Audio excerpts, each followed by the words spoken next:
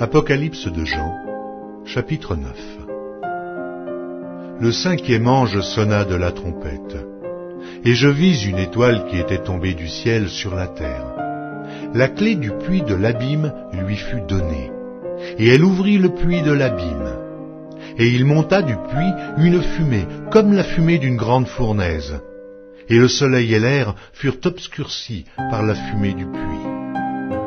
De la fumée sortirent des sauterelles qui se répandirent sur la terre, et il leur fut donné un pouvoir comme le pouvoir qu'ont les scorpions sur la terre.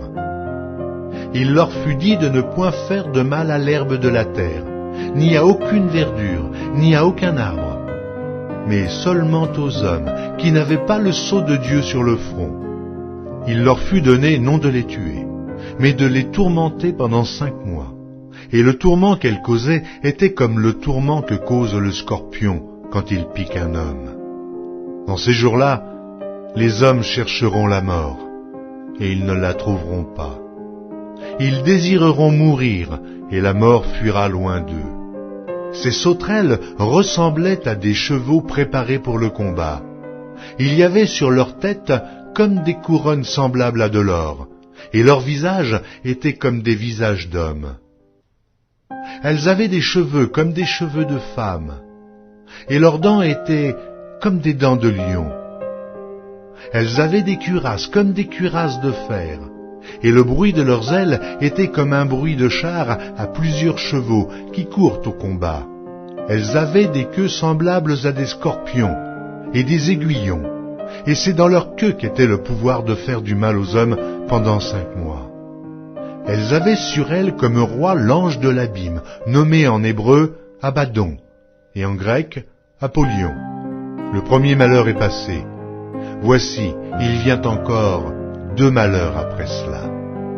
Le 6e ange sonna de la trompette, et j'entendis une voix venant des 4 cornes de l'autel d'or qui est devant Dieu, et disant au 6e ange qui avait la trompette, « Délie les 4 anges qui sont liés sur le grand fleuve d'Euphrate. » Et les 4 anges qui étaient prêts pour l'heure, le jour, le mois et l'année, furent déliés afin qu'ils tuassent le tiers des hommes. Le nombre des cavaliers de l'armée était 2 myriades de myriades, j'en entendis le nombre. Et ainsi je vis les chevaux dans la vision, et ceux qui les montaient, ayant des cuirasses couleur de feu, d'hyacinthe et de soufre. Les têtes des chevaux étaient comme des têtes de lions, et de leur bouche il sortait du feu, de la fumée et du soufre. Le tiers des hommes fut tué par ces 3 fléaux, par le feu, par la fumée et par le soufre qui sortait de leur bouche. Car le pouvoir des chevaux était dans leur bouche et dans leur queue. Leurs queues étaient semblables à des serpents ayant des têtes, et c'est avec elles qu'ils faisaient du mal.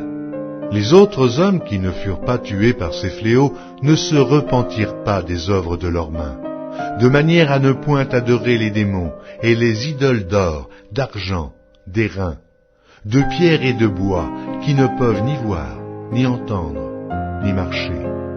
Et ils ne se repentirent pas de leurs meurtres, ni de leurs enchantements, ni de leurs impudicités, ni de leurs vols.